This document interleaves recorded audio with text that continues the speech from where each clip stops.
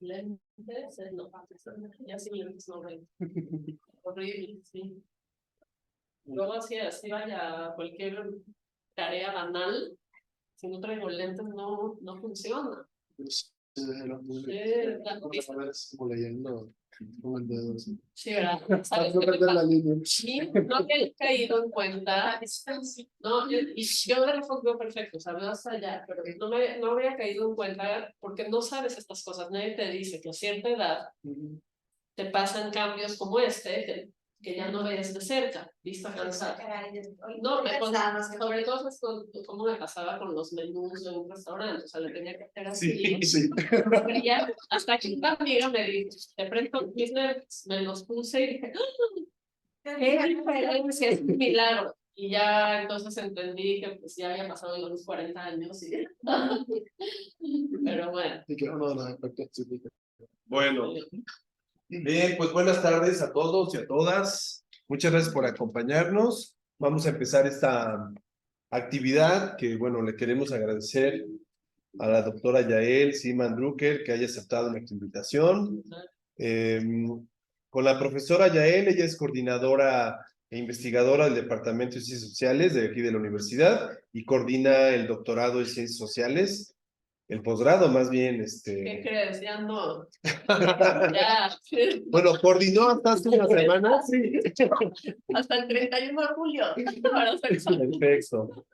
El doctorado en Ciencias Sociales, el posgrado. Sí. Y bueno, la profesora Yael, ella es una especialista en el asunto de explorar la memoria, la violencia, Buenas noches. Hola, hola. Pásale. Hola, muy bien, pásale. ¿Qué tal? Ya te presento a Juan Carlos, Roberto, Juan Carlos. ¿Cómo estás? Hola. Donde gusten sentarse. Siéntate acá, Juan Carlos. Mira aquí junto a Yael para que podamos platicar. Y bueno, como parte de las actividades que tenemos en el área académica de posgrado de nuestro departamento, pensamos que sería muy interesante porque ya lo habíamos hecho en 2 ocasiones. La profesora Yael Siman ha participado en varios proyectos, uno de ellos muy interesante, del cual un producto es el video que les compartimos, no sé si alcanzaron a verlo, de las entrevistas a 2 sobrevivientes del Holocausto que viven en la Ciudad de México. Y bueno, como parte de esos proyectos en los que ha colaborado la profesora Yael, un producto que se publicó el año pasado, que no habíamos podido hablar de él porque habíamos hablado más bien de las entrevistas a Dolly y a su esposo, era justamente que se presentara el libro de Mi nombre es Brony, ¿no? Lamentablemente no pudimos conseguir un auditorio para hacerlo de manera más formal, pero bueno, para no retrasar esta actividad y aprovechando que el grupo de Roberto lleva la materia de investigación cualitativa y que en buena medida el método de investigación, además de la documentación de archivo y demás, para hacer este trabajo fue la historia oral, ¿no? Con un tema tan importante, pues darle un espacio era fundamental, ¿no? Y es una lástima que antes no se haya presentado aquí en la Ibero porque el libro realmente es muy importante.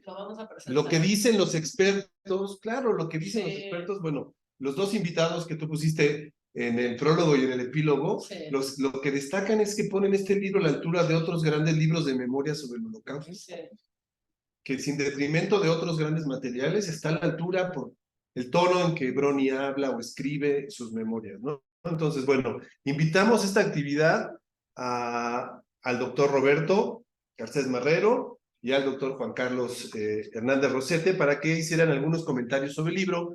Entonces, pensando que esto tenga una utilidad, por un lado, de invitarlos a todas las personas que vean esta transmisión o que acudan aquí a que lean el libro, también una invitación a aprender del método y del manejo del método en una investigación cualitativa como esta. Entonces, en primer lugar, le daremos la palabra a la doctora Yael Siman Drucker para que nos dé unos comentarios de contexto sobre esta obra. Un aplauso primero. Bueno, pues primero, muchísimas gracias, Samuel, porque la verdad que el hecho que les interese y que tengan sensibilidad, uno siente que este evento histórico se va quedando cada vez más en el pasado van muriendo los testigos, ya quedan un puñado de sobrevivientes del Holocausto, y en el mundo entero, pues cada vez menos, ¿no? De recién en México no habían tantos. Y bueno, pues sí, a mí me conmueve mucho eso porque pienso, bueno, y luego cómo lo vamos a transmitir, enseñar, al igual que cualquier evento histórico que se va quedando atrás, ¿no? Pero bueno, es que a mí me toca de manera muy personal, luego les puedo contar, porque pues al final creo que como entrevistadora estoy también implicada en esta historia de manera muy personal y eso también puede plantear ciertos desafíos y bueno, ya lo hablaremos luego si quieren. Entonces, tratando de ser muy sintética para darles oportunidad mejor a ustedes y también a quienes nos acompañan hoy, muchas gracias. Pues miren, en realidad esto surge a raíz de un proyecto de investigación que yo empecé a armar ya hace varios años para tratar de entender cómo y por qué llegaron sobrevivientes del Holocausto a México. Porque numéricamente no eran muchos, como dije, se estima que llegaron entre 1800 y 2200 refugiados, esto también del término refugiado y sobreviviente al día de hoy sigue habiendo una discusión, entre el 33 y el 45. Del 45 en adelante no tenemos idea cuántos llegaron, pero calculamos con base en listas que hemos elaborado unos cuantos cientos nada más. Entonces estamos hablando, digamos, de 2000, máximo 2400 personas, ya sería creo que mucho, pero no tenemos datos exactos. Entonces, si llegaron tan pocos, ¿cómo le hicieron los que llegaron? O sea, era una de las preguntas de investigación. Y entonces, ya existía, yo sabía que ya existía una colección de testimonios que habían recabado en la Fundación Shoah, que era el proyecto que empezó con una película, La lista de Schindler, en los años 90, y que luego Steven Spielberg dijo, bueno, ahora que hacemos con más de 50,000 testimonios recabados de sobrevivientes en todo el mundo, entonces al final esa colección pasó a la Universidad del Sur de California, y ahí se encuentra hasta el día de hoy. De hecho, la Ibero, en nuestras bases digitales de la biblioteca, si ustedes se van a la de chica y le ponen al Visual History Archive, porque además ahí solo aparecen como dos recursos, le pican y crean una cuenta y justo desde la Ibero, porque la Ibero un tiempo pagó el acceso, hoy ya no más, pero parece que tenemos todavía acceso a más de 50,000 testimonios que ya no son nada más de holocausto, son de holocausto, genocidio armenio, Ruanda, en fin, otros genocidios. Y la verdad que sí, están Guatemala, hay como... Y a los cuales, sin duda, en poco tiempo agregaremos los de lo que está pasando en México. Claro, bueno, eso, fíjate, eso es todo un tema, ¿no? O sea, cómo se construyen los archivos y qué te recibirían y qué no, porque también requiere hacer la indexación, si lo dije bien en español, de los testimonios, y eso es carísimo, y luego implica preservarlos. Entonces tienen unas máquinas increíbles que lo van pasando de una máquina a otra continuamente para que se preserve el film. Y luego oí un mito de que tienen una copia enterrada, quién sabe, en una cueva subterránea, por si algún día hubiese un ataque nuclear en Estados Unidos y eso no se pierda. Así de valor le dan a estos testimonios, ¿no? Entonces, bueno, yo empecé con esa pregunta de investigación. El Museo de Memoria y Tolerancia ya llevaba varios años reuniendo a los sobrevivientes que estaban en México una vez al mes. Y una mujer, colega amiga que se llama Karen, era la que se encargaba de asistirlos. Y pues, ¿cómo le haces para saber a quién entrevistar si no conoces a la gente? Hola, ¿cómo estás? ¿Qué es todo? Sí, ¿qué tal, Sandra? Entonces, bueno, ¿cómo le hace uno? Digo, creo que esa es una pregunta importante. ¿Cómo le haces para entrevistar a una población que no conoces? La conoces porque leíste sobre ella, pero yo no tenía ningún sobreviviente en mi familia directo, no tenía contactos con ellos. Había una mistificación alrededor del sobreviviente muy fuerte. Entonces, a veces nos costaba trabajo preguntarles cosas, acercarnos. Entonces, bueno, Karen, como ella tenía este grupo, le pedí ayuda. Entonces empecé un poco, o sea, Karen se volvió mi informante y a través de Karen empecé a hacer una lista de gente. Y Karen me llevó con este señor Bronislav, llamado comúnmente Brony.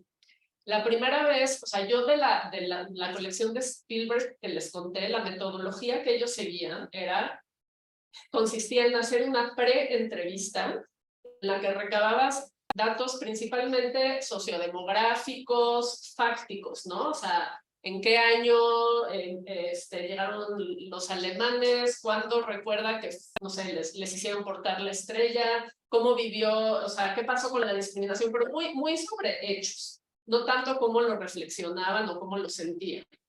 Pero eso nos servía para que en la entrevista ya grabada pudiésemos hacer otro tipo de preguntas. Y además nos servía para conocer mejor a la persona y conocer mejor su historia.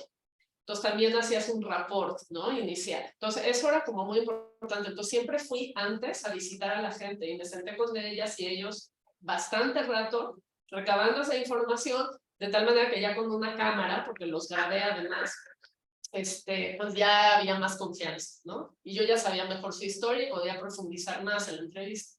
Pero con Brony fue diferente, porque cuando yo llegué con Brony, bueno, esto no lo voy a contar, pero Karen me dijo, es que la familia de Brony participó en el gueto, en la policía y en el consejo judío, y todavía había un tabú, yo no sé si ustedes saben lo que era esto, pero los nazis crearon consejos judíos en las comunidades judías para que les ayudaran a facilitar el aniquilamiento.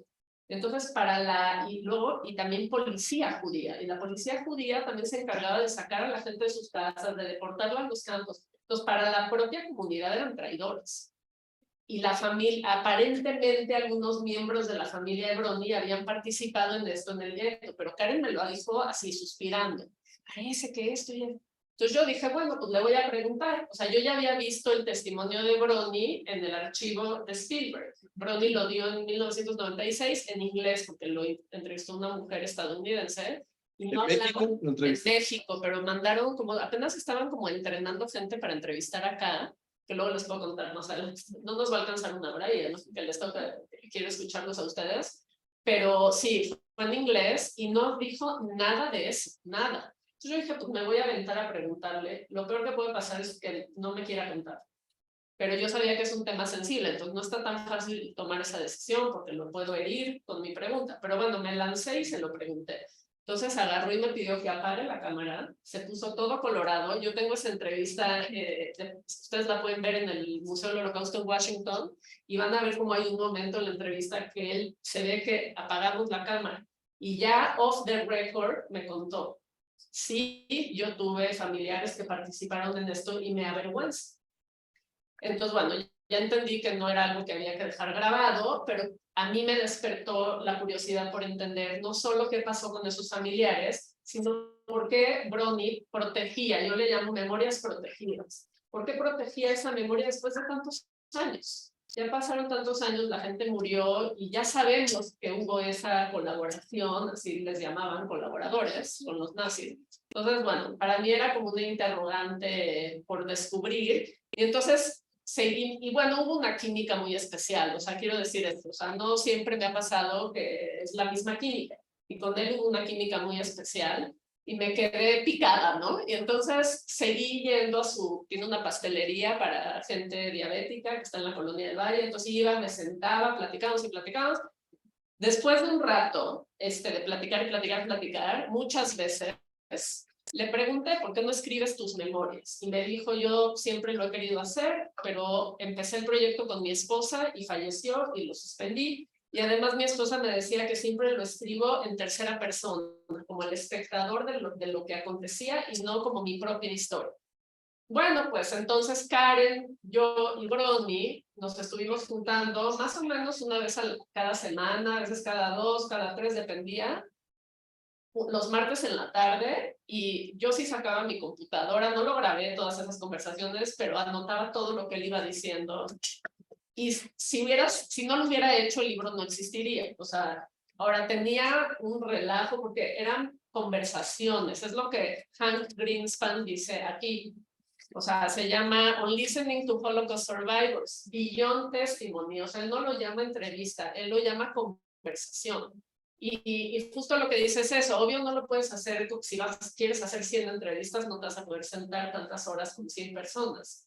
pero para poder entender a la persona, su vivencia, sus respuestas, y luego cómo construye su memoria después de los años o en diferentes momentos de diferentes formas, una entrevista semiestructurada no te va a alcanzar y una vez de platicar con la persona tampoco. Eso tiene otro objetivo, que es muy valioso, pero el objetivo es otro, ¿no? Entonces, así fue que me preguntó Samuel cómo fue este proyecto, así fue que pues después de varios años de conversar, con frecuencia, pues edité, o sea, tuve que editar todo lo que él me dijo, siempre con él. O sea, siempre regresé a él y le leía, porque pues sí estaba medio caótico, porque las preguntas estaban por todos lados y además repetía la información. Entonces lo editamos juntos y no hay una sola palabra aquí que o no sea de él o no sea algo que dialogamos, porque pues también había palabras que se repetían mucho, o sea, sí tuve que hacer un trabajo fuerte de edición.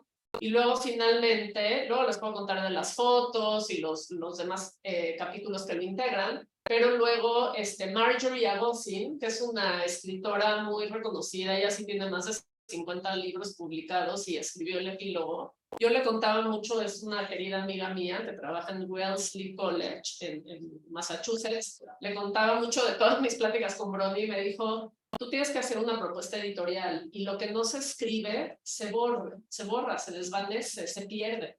Entonces tienes que dejarlo plasmado en papel. Entonces Marjorie me empujó mucho a hacer una propuesta editorial. Primero la hicimos en inglés. Yo dije, ¿por qué en inglés? Si en México no se sabe casi sobre las historias de las personas que sobrevivieron del Holocausto, mejor en México y en español. Y bueno, me acerqué a Penguin Random House con una propuesta editorial y la aprobaron.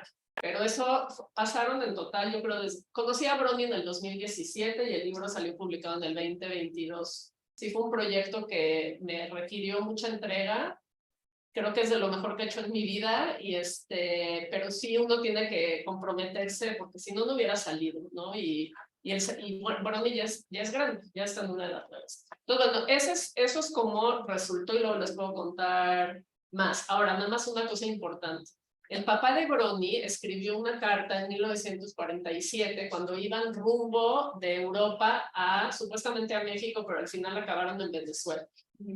Y en esa carta, de muchas hojas, muy detallada, el papá cuenta qué pasó en el gueto donde estuvieron con la familia y también cuenta sobre buenas y malas acciones de sus familiares.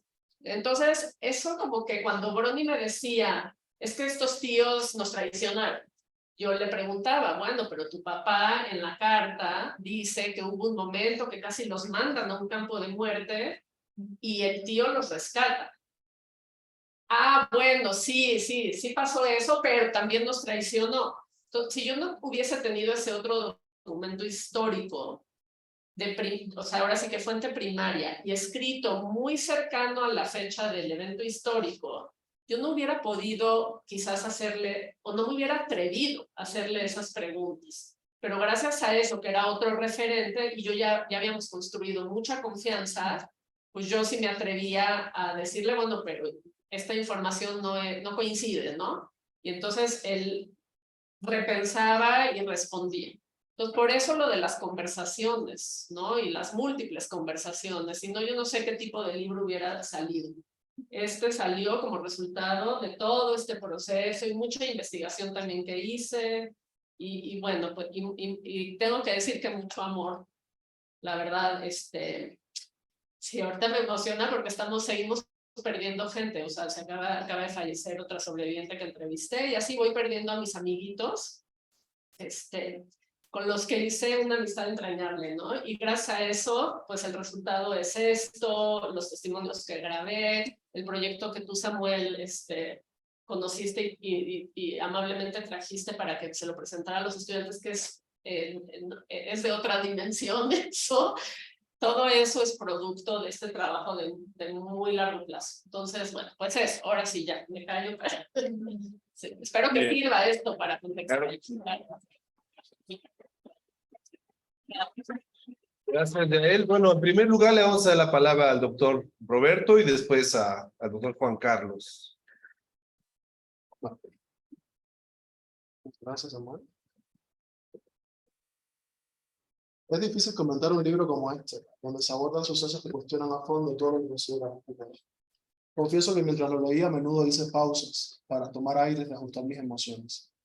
Y por aquí va una de mis preguntas. ¿Cómo usted logró manejar toda su subjetividad con un testimonio tan fuerte?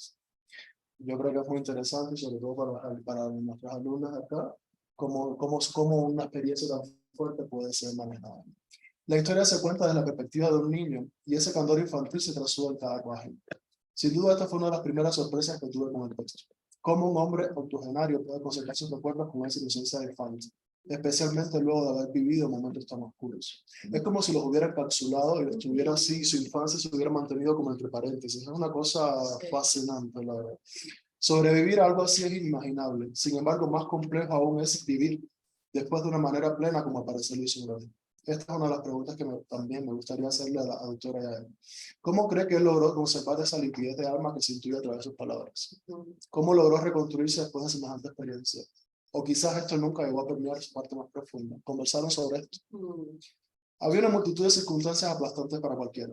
Un largo proceso de vejaciones que buscaba deshumanizar a miles de personas, encerradas en un espacio dantesco, en el clima polaco, sin apenas alimentos, con la muerte y el miedo como compañías cotidianas, conformaban el espacio indicado para la lucha por la supervivencia, para la manifestación de lo más mezquino, de lo más egoísta, de lo peor del humano. Sin embargo, Browning menciona muchos pequeños gestos, a menudo extraños, que en este contexto significaban casi salvar la vida. Me gustaría quedarme con esta parte de la lectura, donde más que alimentar el morbo que produce la famosa y controvertida banalidad del mal de Arendt, se muestra potencial emancipatorio y salvífico, espero que me perdonen la connotación quizás demasiado religiosa de esta palabra, de la solidaridad humana, de la empatía, de la compasión. Browning dice que tuvieron suerte, y en efecto mucho de eso hubo, pero también tuvieron mucho amor pese al comportamiento de parte de su familia paterna. Cuando estuvo interno en el hospital, con los compañeros de trabajo de su papá mientras podía salir del gueto y que les ayudaban a conseguir alimentos, incluso su tío alguna vez o aquel amigo que les habló sobre el escondite para que no terminaran siendo asesinados. Una multitud de personas salvó cada día su vida y la de su familia. ¿Y qué es esto sino el amor humano siendo subversivo en un sistema de muerte? A menudo parece que hablar del amor en las ciencias sociales es un despropósito, algo no científico, mensurable, objetivo. Es algo demasiado inacible, parecen decir muchos. Debe reservarse para el discurso religioso, quizás para una poesía un poco quiche. Sin embargo, muchas veces nos regodeamos en encontrar la maldad humana, la violencia. ¿Acaso el odio es más objetivo, más intrínseco al ser humano? ¿O preferimos quedarnos con la concepción de Hobbes del ser humano como homo hominis lupus? Claro, sería ingenuo considerar que esa frase de tan conocida casi lugar común no encierra una gran verdad. Pero es la verdad con mayúscula, la única posible. ¿Qué nos humaniza más? Podríamos y deberíamos preguntarnos. Dirigir la atención hacia esta pregunta es todo un replanteo ontológico y epistemológico en las ciencias sociales y humanas, al cual me hizo cuestionarme mucho el libro. La historia de Browning nos muestra mucho de esa conocida maldad humana, de la mezquindad que se agudiza en los momentos límites, pero también nos permite ver cómo una serie de microgestos de amor humano, basados en simple empatía, y siendo en muchos casos riesgosos, significaron la posibilidad de que muchas vidas se salvaran.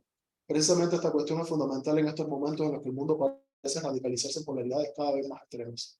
Por eso este libro resulta tan importante. Conserva la memoria de una persona que vivió un momento muy complejo de la historia humana, que nos debe recordar constantemente hasta qué punto puede llegar nuestra maldad, pero también nuestra bondad. Insisto en la palabra vivió, o sea, supo vivir en estas circunstancias y a pesar de ellas. Las palabras de Browning son a la vez de advertencia y de esperanza. Son un canto de las posibilidades positivas de la humanidad, incluso en las situaciones de mayor oscuridad.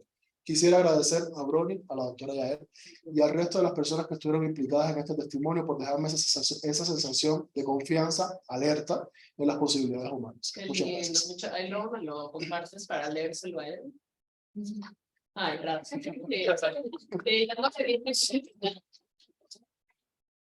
Muchas gracias, Lo Roberto. espero y luego respondo las preguntas. Yo creo que sí. Escuchamos ahora a Juan Carlos y después hacemos el diálogo, ¿no?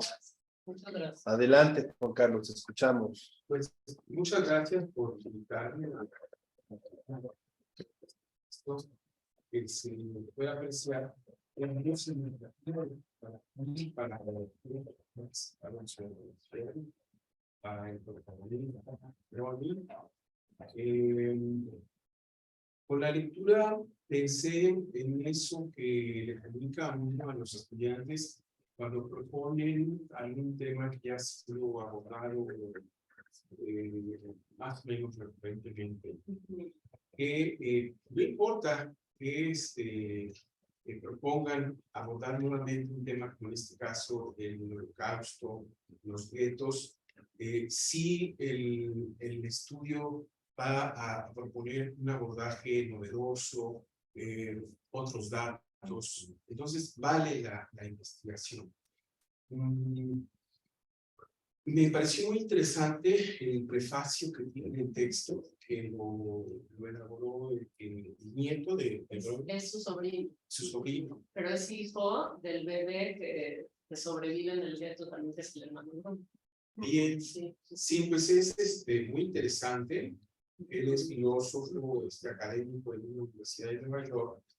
Me parece muy interesante que proporciona como un marco para el análisis del testimonio de Brony y de manera compleja, porque compara la mirada de Brony con las valoraciones que hacen autores como Hannah Arendt, Primo Levi, sobre algunas situaciones que se presentaron en los guetos y posteriormente durante los juicios, y pone en la mesa temas complejos como este tema de la dificultad de juzgar, que tiene que ver con eso que comentabas en su momento, de que estos judíos que tienen el encargo de gobernar el gueto, eran personajes como ambivalentes, como ese de la Bukowski. Sí.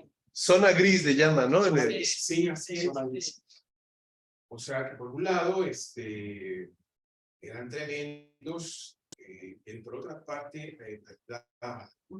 ¿no? Entonces, ahí en ese prefacio se plantea con mucha claridad esta disyuntiva. Y otras cosas muy interesantes, como que a pesar de la situación tan terrible en el gueto, Brony tiene muchos recuerdos gratos, relacionados con el acompañamiento, el apoyo que le dieron sus padres a él y a su hermano pequeño en todo momento, ¿no? en su estancia ahí en ese lugar. Luego ya en el capítulo que tú elaboras, el gueto de Lodz, el Holocausto, historia, memoria y testimonio, a mí me parece muy interesante la descripción tan detallada del gueto. Yo equiparo esa descripción a esta noción de descripción densa de Kierkegaard, porque es muy detallada la descripción física del lugar, ¿no? Ahí explicas cómo había una situación de hacinamiento importante, como en una habitación podían estar 4 personas, 8 y hasta más. Y lo que me parece muy interesante y complejo es la diversidad de gente que podía estar en el gueto. Lo que habla, digamos, de gente de distintos estratos sociales, situaciones socioculturales diversas. Uno puede pensar uno que ahí llevaron a personas que eran familiares de los dueños de esas fábricas textiles que confiscaron los alemanes, que habían familias de segmentos medios, judías, polacas, y mucha gente de la clase trabajadora. Entonces, esa diversidad pues muestra una complejidad que pues yo no lo había advertido en otras lecturas, al menos en el cine de autor, que era muy valioso sobre el tema del Holocausto. No caí en la cuenta de esa complejidad en la interacción al interior de los guetos, que se aprecia además por lo que señalas también, de que había algunas personas favorecidas, que eran estos familiares de los judíos que administraban el gueto, por ejemplo, ¿no? Y respecto al tema del hambre, que era un tema permanente en el gueto, pues esas personas obtenían unas raciones más generosas de alimento. Entonces, pues se puede apreciar que pues, en el gueto unos comían papas y otros las cáscaras de las papas, ¿no? Y pues narra situaciones durísimas, hay muchos datos duros, pero un dato tremendo, te recuerdo, es esta cuestión de las deportaciones constantes de los guetos, porque, digamos, los guetos, el gueto de la ciudad de Los, en Polonia, se emplazó como en una zona marginada, ¿no? Tengo entendido. Y se distingue este gueto de otros porque en algún momento cerró y porque fue un gueto que duró casi toda la guerra. Entonces,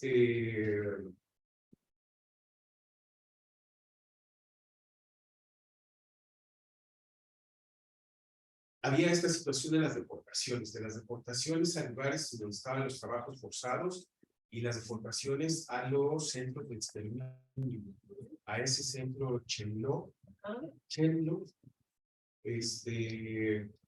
y pues un caso que mueve mucho es el de una comunidad de gitanos creo que de una sola trasladaron a 5,000 gitanos a ese centro de exterminio. Y entonces, pues vivir eso así para un niño pues es algo tremendo. Y destaca en el texto lo que señalas de que no obstante, digamos, todas esas experiencias terribles, la población judía no cayó en la desesperanza. ¿No? Por ahí realmente planteas que o sea, los nazis no lograron doblegar el espíritu de la población. Correcto, la resistencia. Me gustó mucho el texto. Es de reconocer el trabajo de investigación, la línea de la historia oral y la memoria que tiene detrás el texto. Toda esta recopilación de testimonios que señalas. Cuando son temas tan sensibles como de estas experiencias que salí en un reto, es muy adecuado trabajar las entrevistas abiertas que, como tú mencionaste, ya en la práctica no hablamos, digamos, de entrevistar, sino de platicar con las personas, ¿no? O sea, que va a ser una entrevista abierta, de profundidad, lleva unos temas para conversar. Y las preguntas van construyendo sobre la marcha a partir de las respuestas de la gente.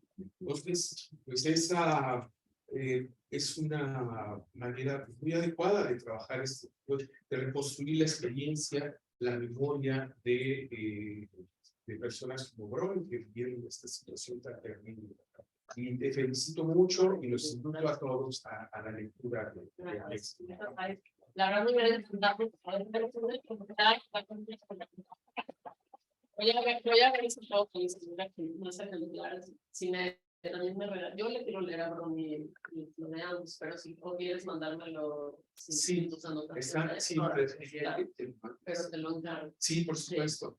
Pues muchas gracias por sus generosas palabras. La verdad es que, a ver, pues hay mucho que platicar en relación, cosas que estoy pensando al escucharlos a ambos, pero bueno, estoy muy agradecida y sí, le prometí a Brony que voy a irlo a visitar pronto. Porque ¿dónde vive? ¿Vive en la del Valle? Vive en la del Valle, pero pues sí, el tráfico en la Ciudad de México y todas las ocupaciones, y luego de veras, sí, ahora sí ya lo dejo de ver cierto tiempo y me preocupo porque pues la gente va... Bueno, debo decir que ya él me comentó que quería invitar a Brony. Sí. Yo le dije, no, porque es muy tarde, es lunes, Sí, pero si tienen interés. Y ella le implica mediodía, ya se imaginarán. Sí, hay que ir por él. Pero en otra ocasión, claro, sí, o vamos a organizar una presentación del libro, porque ya como que creo que igual las discusiones están vigentes. Pues bueno, a ver, esta parte de las emociones. Yo creo que Brony me daba mi contención, porque a diferencia de lo que me ha pasado entrevistando recientemente a familiares de víctimas de desaparición en México, que ahí sí yo llegaba luego a llorar a mi casa, con él no me pasaba eso. Él me daba contención. Yo creo que en parte porque ya pasaron muchos años y entonces la manera en que lo relata pues ya está mucho más procesado. También creo él toma distancia, más distancia del evento, y no está en medio del trauma, ¿no? Mientras que con estas mujeres sí están en medio del trauma y lloran muchísimo en la entrevista y ahora sí como dicen el trauma vicario, ¿no? Que tú lo sientes.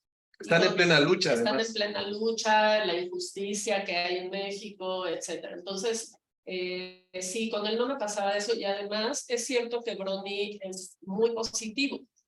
Entonces, hola, en parte, eso yo creo que también te ayuda a que toda la maldad que estás percibiendo en su relato, él, digamos, la encausa a lecciones constructivas para él, su familia y la sociedad. Entonces, yo creo que por todo eso, como que no llegaba yo a mi casa así tan de capa caída como me pasa con lo otro. En relación a la cristalización de las memorias, a mí también me impacta mucho cómo, y sobre todo cuando ves que la gente mayor empieza a perder la memoria de cosas de ahorita, no hace un minuto, pero el pasado lo recuerdan con tanta lucidez. Y eso como tiene dos lados. Por un lado, increíble la lucidez del recuerdo y por el otro lado, cómo llevar a trascender la persona los márgenes de las memorias cristalizadas, ¿no? Porque como ya a lo mejor lo contaron varias veces, entonces se quedan ahí. Y tú quieres sacarlos de ahí y cómo le haces. Entonces eso también es un reto y sobre todo con víctimas de la violencia, pues no es fácil, o con perpetradores, ¿no? Que te van a repetir pues la versión oficial o lo que quieren que tú sepas y a lo mejor no lo que realmente pensaban, sentían, hicieron, etcétera. Entonces eso es un tema, si sí o no es ético, no es ético, cuándo sí, cómo. Pero yo creo que con Brony sí lo logramos hacer y otra vez de nuevo, porque ya pasó mucho tiempo, porque lo permitió, porque creamos confianza. Pero entonces yo lo que hacía a veces era decirle, a ver, te voy a leer las memorias de otra persona que estuvo en el mismo gueto que tú. Vamos a leerlas juntos y a ver si eso te detona otros recuerdos. Porque pues ya me estaba repitiendo lo mismo que ya dijo en el testimonio del 96, en el testimonio que yo lo grabé luego. Y sí detonaba otros recuerdos, por ejemplo, y sí quedó plasmado en el libro, por ejemplo, el que su mamá empezó a fumar en el gueto. Porque el otro sobreviviente escribió que el cigarro era como esencial para la sobrevivencia. Y yo le decía, tus papás fumaban, ahora que me lo dices, ya me acordé. Mi mamá empezó a fumar en el gueto y no solo eso, a cambio, o sea, intercambiaba su plato de sopa por un cigarro. Bueno, eso es fuerte. Sí.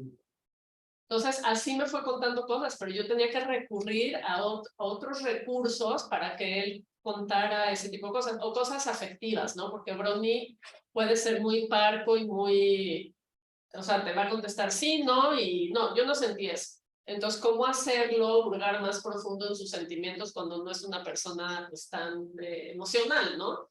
Y sí, creo que hay momentos en el relato en donde lo logramos. También creo que es un relato más personal que lo que él había dicho que había empezado a escribir con su esposa. Sí, creo que también logramos que fuera más personal. Y luego en relación a todo lo que dices de los datos duros y el contexto tan duro y el Judenrat, yo creo que les voy a contar una anécdota y creo que eso dice mucho qué pasa en las conversaciones de las comunidades judías hasta el día de hoy.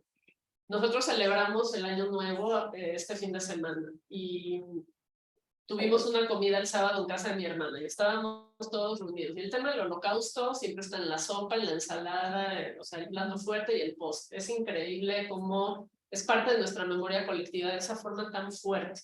Entonces, estamos festejando el Año Nuevo y ahí está el holocausto. Entonces empezamos a hablar de los sobrevivientes y mi mamá por primera vez me cuenta, dice, oye, nunca te lo he dicho, pero la esposa de Brony, que ya murió, era como nuestra familiar porque venía en el barco con mis antepasados, no sé, digo, ya me confundí porque ya no entendí bien cuál era la relación, pero me dice, y yo me acuerdo que yo de jovencita, cuando llegaba Brony con su esposa a donde estábamos con la familia, la gente susurraba y decía, o sea, la gente de la familia de mi mamá, o sea, decía, ellos estuvieron en ese gueto y son de los privilegiados, de los malos. Y yo sentí feo, o sea, porque dije, es que ese era el entorno en el que Brony llegó del Holocausto a América Latina y ellos sabían que eso se cuchicheaba y por eso él no lo contaba. también. Entonces ya me cayó el 20, o sea, como que después de tanto tiempo hablar con él, y yo pensando que ya pasaron tantos años, pero pues no, él lo vivió así, y sí debe ser muy fuerte. Y yo le dije, pero que la gente no sabía deslindar entre los parientes que participaron en eso, y el papá y la mamá de Bronnie y su hermanito que no tenían nada que ver. Me dicen, no deslindaban, era la familia Seifert, ¿no? Entonces, bueno, eso se los cuento porque hasta el día de hoy, o sea, eso sigue en la conversación en la mesa, ¿no? Y bueno. Es un estigma. Se queda el estigma. Sí, qué fuerte. Y nadie lo cuenta, y ella lo contó, y la única que respondió diciendo esto no está bien. O sea, era yo, ¿no? Lo mismo que frente a otras injusticias o cosas o cuestiones no éticas. No, la gente no toma, o sea, está bien conversar, pero tomar postura ética, ¿no? Y bueno, entonces sí, hasta yo ya entendí mejor a Bruni, no me había caído el 20 tan fuerte. Entonces, bueno, pues por eso no lo contaba. Ahora ya quedó plasmado acá y él se siente tranquilo con eso. O sea, dice que sí sintió que fue como un desahogo, que sacó lo que no había podido decir. Así es que bueno, qué bueno que lo ve positivo. Ya no sé de todo lo que, y no sé la hora porque no estoy viendo el reloj y era nada más un... Tenemos 20 minutos. Porque no damos oportunidad, no sé si... Bueno, quisiera decir algo más. Cuando creamos el proyecto del libro, bueno, efectivamente, el sobrino de Bronnie, o sea, Bronnie sobrevive en un gueto donde llegan a haber más de 200,000 personas y al final hay 877 sobrevivientes. Y Bronnie y su familia completa están entre esa gente. Entonces, bueno, hay muchas razones por las cuales sobrevive, es cierto que el sacrificio de los padres, ya no sé si cuál entiende los dos, pero lo que les quería decir es en relación al gueto. Cuando hicimos esto, entonces Leo Seifert es el hijo del bebé, pues sobrevive, entró de 6 meses a ese gueto y salió de 5 años y medio. Y él estaba en la Universidad de Nueva York y justo cuando se publicó el libro se ganó una plaza en la Universidad de Cambridge y hoy está de profesor en el Instituto de Criminología en la Universidad de Cambridge. Y la verdad es que es un gran filósofo y él ha trabajado estos temas toda su vida sobre el mal, la banalidad del mal, la ética y el mal. Y entonces como le fue muy natural escribir sobre esto, pero dijo que lo más difícil fue conectarlo con su propia historia familiar. Entonces le costó trabajo escribir esto, pero creo que sí está bien logrado. Y la parte histórica, yo no soy experta en el gueto de Lodz, pero me pareció que era indispensable dejar ese contexto antes del relato de Bronnie, porque yo sé que en México, en términos generales, la gente sabe poco sobre el Holocausto y muy poco sobre lo que fue un gueto. Y oyes la palabra gueto y no estás segura o seguro a qué refiere. Me pasa con mis estudiantes cuando doy clases de esto. Entonces dije, es necesario contextualizar y sí hay muchos datos duros, pero para que se pudiera un poco visualizar qué era esto, un espacio en la zona efectivamente descuidada de la ciudad, donde vivía la gente de bajos recursos, y que de repente te manden ahí, y también había judíos pobres ahí, que otro propósito es dar cuenta de la heterogeneidad del pueblo judío, porque también hay muchos estereotipos acerca de los judíos. Y unos se encuentran con otros, y los encuentros no necesariamente son amigables, ¿no? Y ahí tienen que habitar todos, y luego les cierran el gueto, y nadie puede salir, a diferencia de otros guetos como el de Varsovia, que contrabandeaban comida, armas, ahí hubo una sublevación. En el gueto Lodz era muy hermético. Entonces, eso también da cuenta de otro tipo de condiciones. No tenían que comer, efectivamente había hambruna, la gente moría de epidemias. Y luego está la parte de que este gueto fue utilizado como un gueto productivo, porque Rumkowski, que no todos los jefes de los consejos judíos eran igual que él. Hubo gente, por ejemplo, el de Varsovia se suicidó cuando le pidieron que deportara a los judíos a los campos. Dijo, yo eso sí ya no puedo. Hasta aquí llegué, ¿no?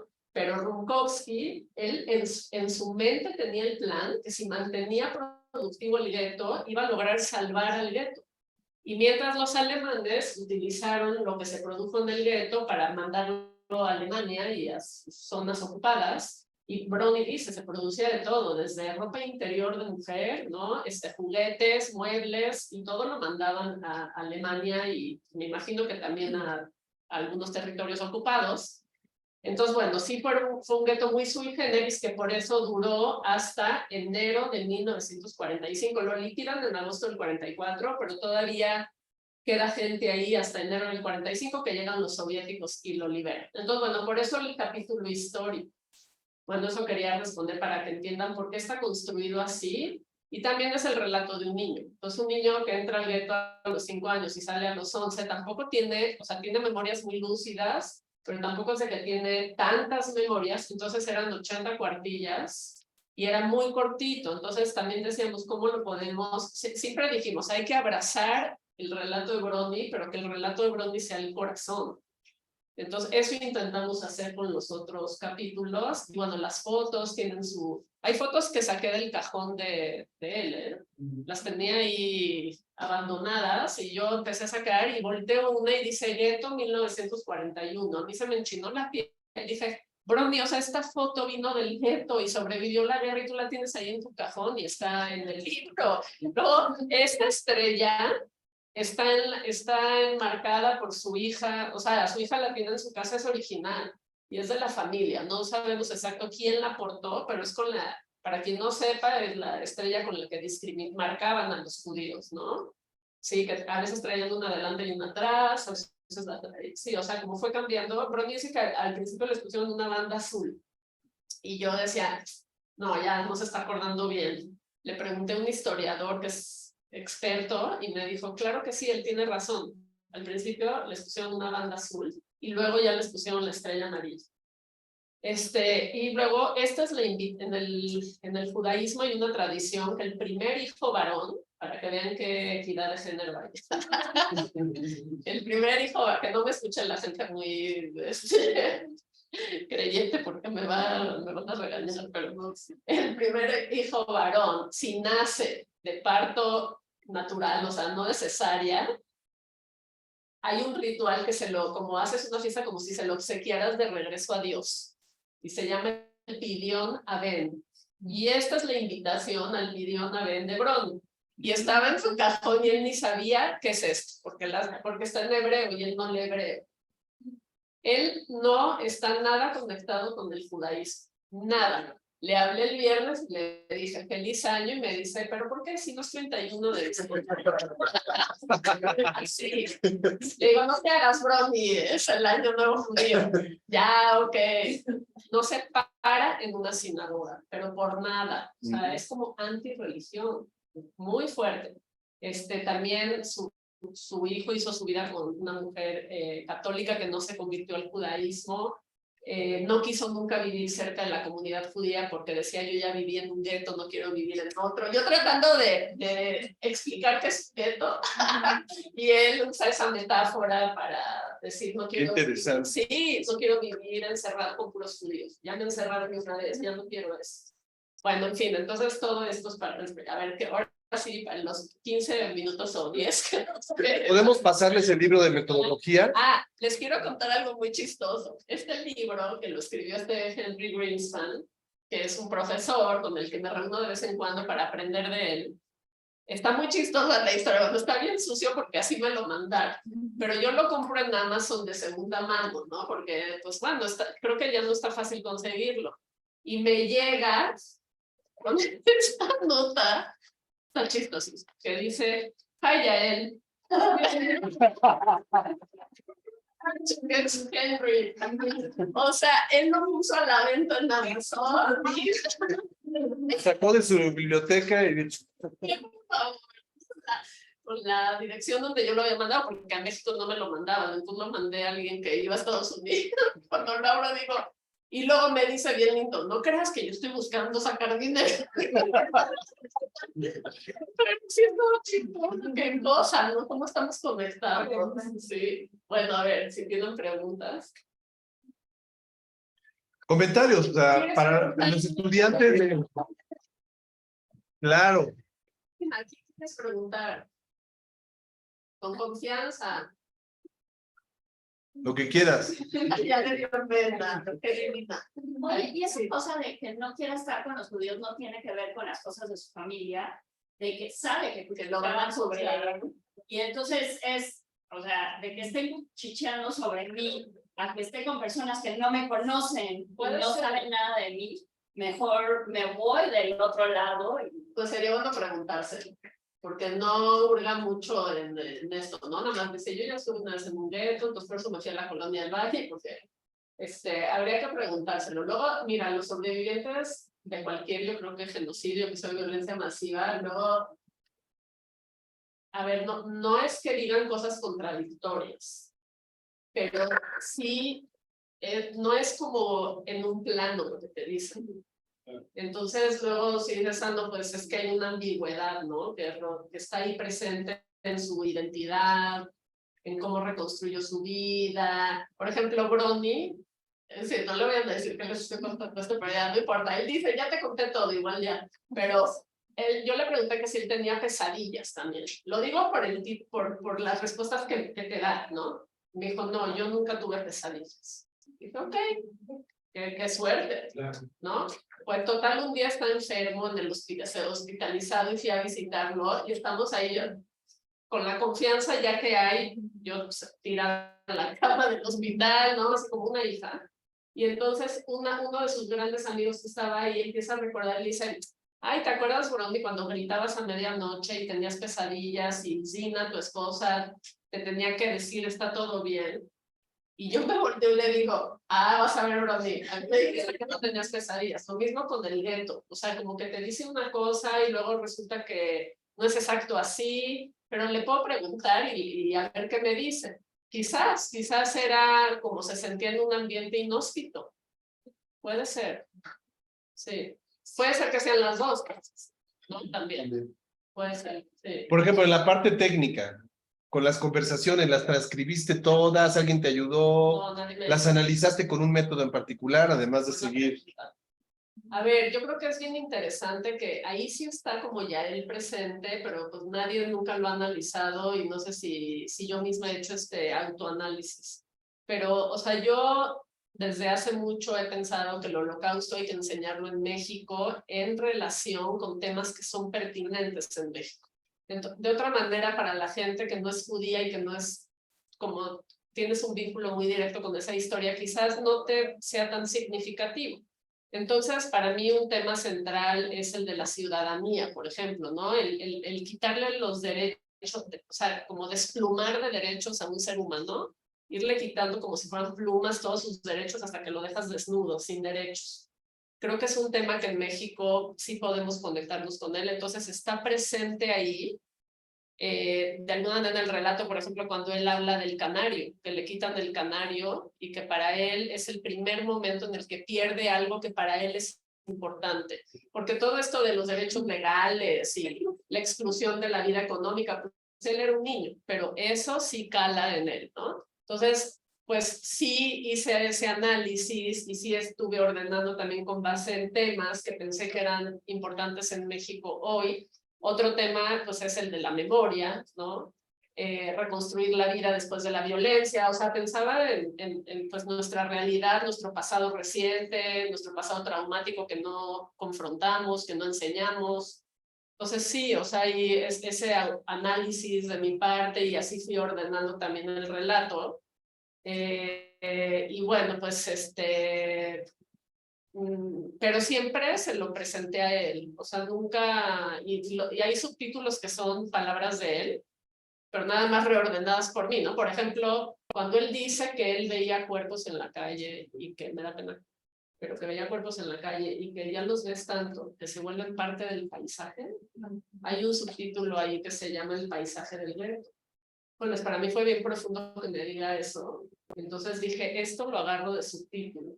No sé si él lo hubiera hecho por sí solo, ¿no? Entonces ahí es donde viene ahora sí que la co-construcción del proyecto. No sé si tanto análisis, pero sí. Ahora, con lo que menciona Samuel, En esa visión como investigadora, no te sé contar, pero dices que lo construiste también como en esa parte significativa o objetiva en la relación con él. Ya hecho aquí el producto, ¿consideras que algo te faltó, que te hubiera gustado incorporarlo, ya retomando un poquito de distancia de verlo? Sí, yo creo que sí se pudo haber elaborado más. Yo creo que la parte del gueto se nos quedó fuera un evento muy significativo y no entiendo el día de hoy cómo lo dejamos fuera. Es cuando están en el escondite y una mujer está dando a luz y cuando tiene al bebé dice Bronnie que de repente ya no se oye más al bebé y que él supone hasta el día de hoy que porque una vida, pues, un bebé que iba a llorar, que iba a estar hambriento, ¿no? Entonces, creo que sus papás nunca le quisieron decir la verdad.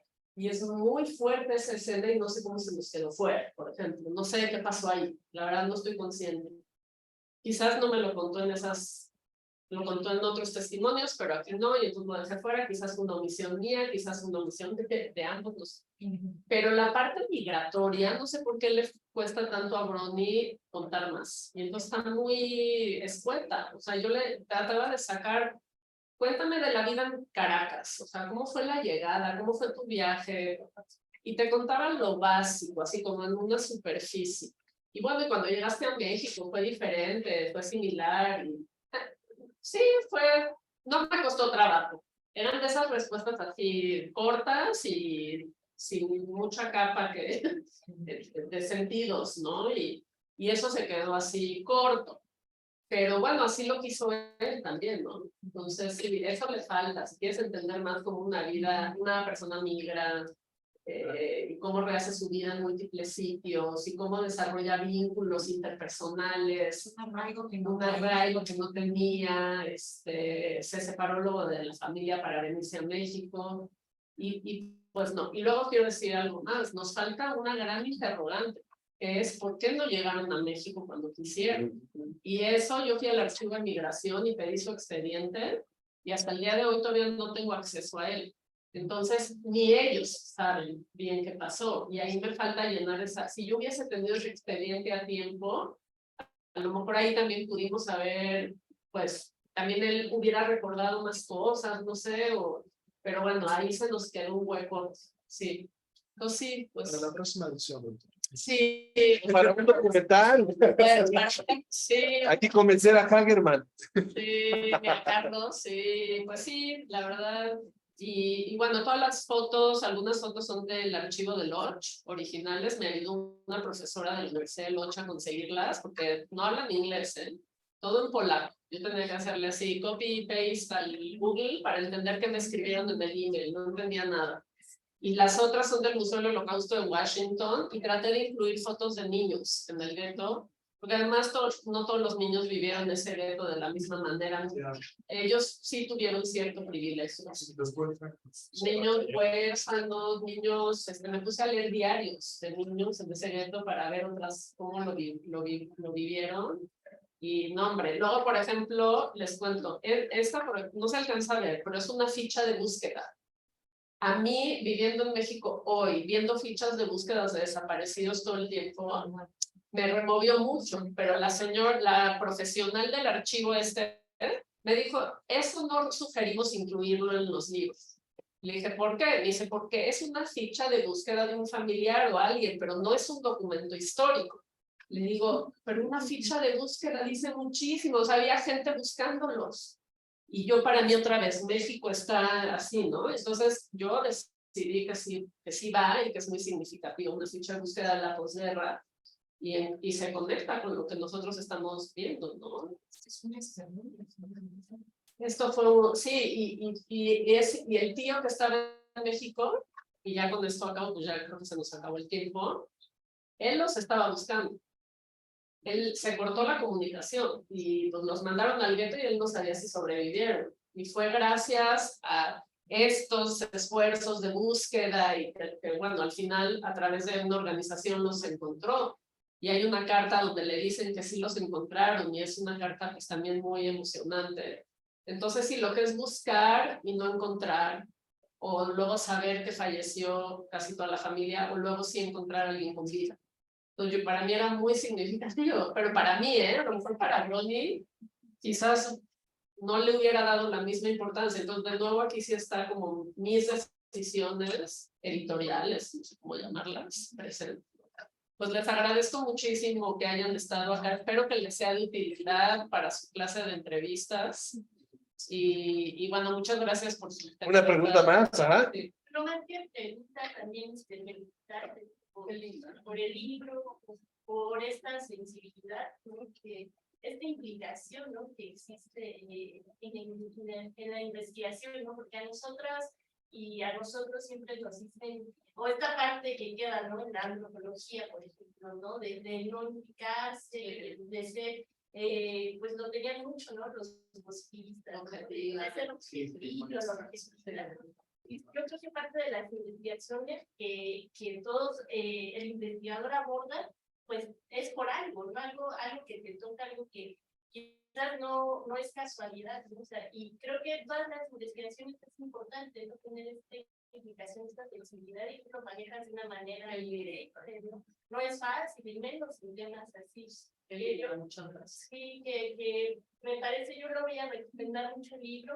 Gracias. Temas, ¿no? Que vivimos aquí en México, esta reconstrucción de la memoria tan importante, porque pues aquí también ha sido muy violenta, ¿no? Las desapariciones, todo lo que se ha vivido, que pues también ha sido un exterminio, ¿no? De no saber dónde están tus familiares, es muy valioso. Qué linda, muchas gracias. Sí, eso da para toda una conversación también. Sí. ¿Qué hacer con la sensibilidad? ¿Qué tan implicado estás y qué haces con eso? Y si eso acabó teniendo un impacto, digamos, también en términos de investigación en el proyecto, porque al final yo creo que sí, gracias a eso también me contó más cosas muy íntimas. Y de otra manera, a lo mejor no me las hubiese compartido. Entonces tiene sus pros y sus cons, como todo, pero gracias por apreciarlo, porque tienes razón y muchas veces no está valorado, ¿no? Se ve como un obstáculo y no como algo que te facilita la entrevista. Sí. Está a la venta en librerías. Sí, está, habían hecho un tiraje, nunca supe de cuánto, porque creo que aquí ni dice, y luego el editor me dijo que habían hecho un tiraje de 3,000 copias, es bastante, y la verdad no tengo me dijo que es imposible saber cuántas se han vendido, porque luego las pasan a otros actores. A consignación. ¿no? Consignación y así. Pero hasta donde yo lo he tratado de volver a comprar, porque yo soy la compradora número 1, porque luego los regalo, ¿no? No sé por eso, los compro y los regalo. Estaba en Gandhi, Amazon, el Sótano, Corrúa, estuvo en Sanborns, Liverpool, sí. Y luego hicieron una versión electrónica y aparte hicieron un audiolibro. Dice que está En audiolibro, ¿verdad? Pero no lo he podido todavía escuchar cómo quedó dramatizado el... está bueno. Bueno, pues muchas gracias, Jair. Gracias. Un aplauso, gracias. Muchas gracias por haber venido, Sandra, a Roberto, a Juan Carlos. Ex colega de coordinación. Sí. Te extraño. Gracias. Coordinadora yo tampoco. Parece que es una pesadilla eso, ¿verdad? De coordinación. Yo el otro día dije, no es tan malo. Está feo, tiene sus cosas bellas. No, sí, cómo le trabajamos.